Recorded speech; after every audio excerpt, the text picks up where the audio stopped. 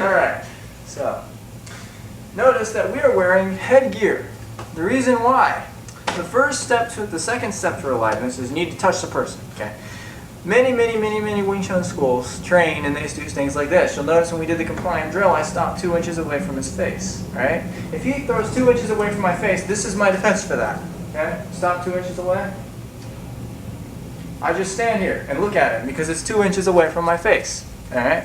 So you need to actually learn to connect. And the reason we're doing a jab, one of the reasons why, I expect you to get hit. You're going to get hit, and that's okay.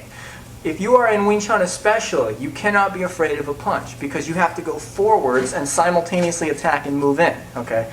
So you can't be scared of a punch coming at you, and the only way you're going to lose your fear that I know of, the only way, is to get hit at. If you get punched at enough, it'll start to slowly dim down and you won't flinch as much. Okay?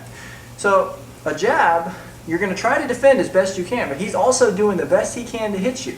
He's not cooperating with you. Even in this low beginning stage, you want to begin with as alive as you possibly can. You do not want to have the guy start like this. Okay? It does you almost no good to stop 2 inches away. Okay? You can start out like that in the very beginning when you're learning the movement. All I'm really going to do for the technique, is just center line. I'm just going to hold my tonsil up in center line and it's going to stop his jab. It's kind of cool. It's really simple. Then we're going to add a simultaneous movement in. The thing that really gets me about Wing Chun is simultaneous attack and defense. We're going to defend and attack in one motion, but we got to defend first and then we'll work on the attack. And then we're going to combine them. Okay? So to begin with, notice that he's going to hit me, and I'm going to let him hit me a few times to make sure that he's still connecting. If you don't spar regularly, your friend is not going to be used to hitting you. Don't do this without helmets, okay? If you do, jab the forehead, but I recommend getting helmets, okay? Because he can't break my nose now. I'm good. So that's, solid. But he is going to connect each time. I want to make sure that he's connecting. So I'm going to let him hit me a few times to make sure that he's going all the way. And you're going to have to do that for a little bit until they get comfortable with connection, okay? So we're going to stand here, and I'm going to stand in Wing Chun. He's going to stand like a boxer, and he's going to stand in place, okay? First thing, notice that my hand is right here in Munsao, and it's just going to go up like this. And notice that I have the weight on my back leg. If I was boxing like this and I tried this here, and he threw a good straight jab at my face, you see it kind of goes through. The reason why is I don't have any structure. In order for these Wing Chun techniques to work, for jamming techniques to work, you have to have a stance, a structure, okay? So you want to have the weight on your back leg. Your front foot's forward. This isn't from, Yichi Kimima. I don't fight with Yichi Kimima, period. I fight with my front leg forward almost all times. I've got my Wusao here, my Munsao here, and he comes in again. That's it. I just go forward. And if I miss, see how he touched my thing. So if I don't block this, I'm going to get hit. All right?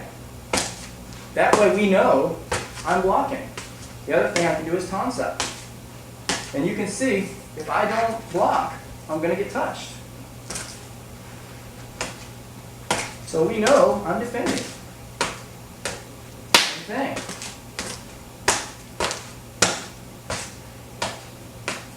I can come to the inside. I prefer to be on the outside, but I can come to the inside because I have my wusao here. You see what I'm saying? So that's the first step. Maintaining the center line. You want your Munsao or your Tonsao in the center line. Start with Munsao forward. It either goes forward, turns to Tonsao, comes on the inside. This is very dangerous. Be careful here. You need a lot of timing, and you need to have your Wusao here, and you need to shift. Or just control the jam. Now if we back up a little bit, here, you're going to see the simultaneous attack. This alone isn't going to stop the guy.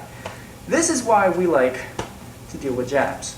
We were going to attack that jab, so he continues back because we have to be able to see the foot here.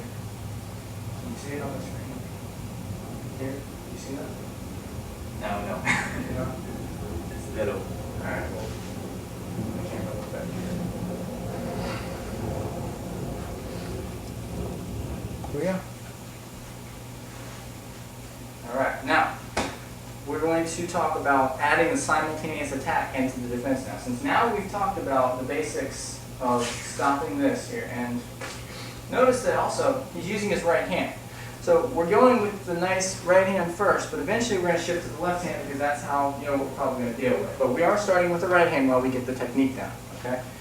Now what I'm going to do is I'm going to add a simultaneous kick to the knee.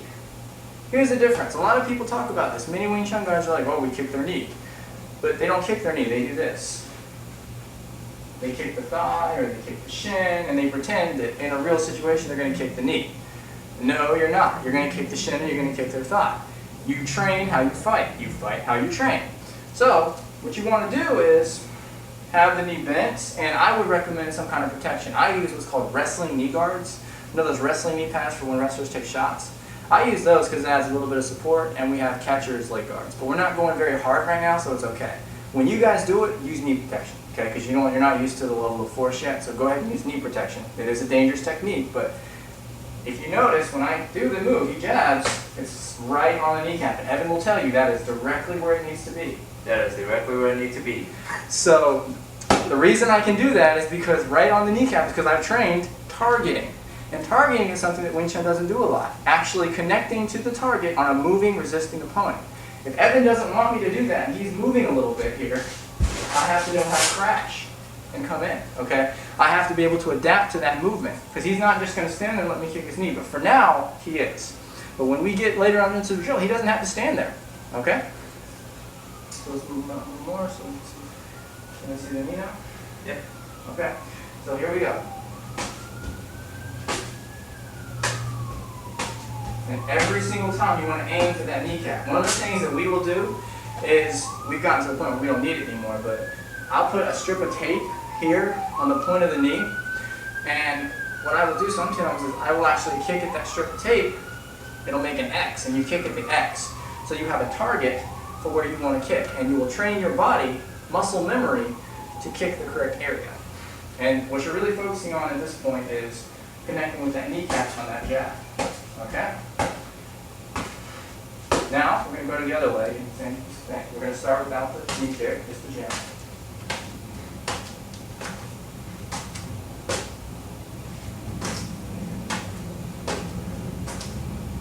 Every time that I don't do anything, I'm going to get hit. Okay? Notice that. You've got to do that. Now I have to kick. Space out a little bit, and I'll face down some. Up and then high. Good.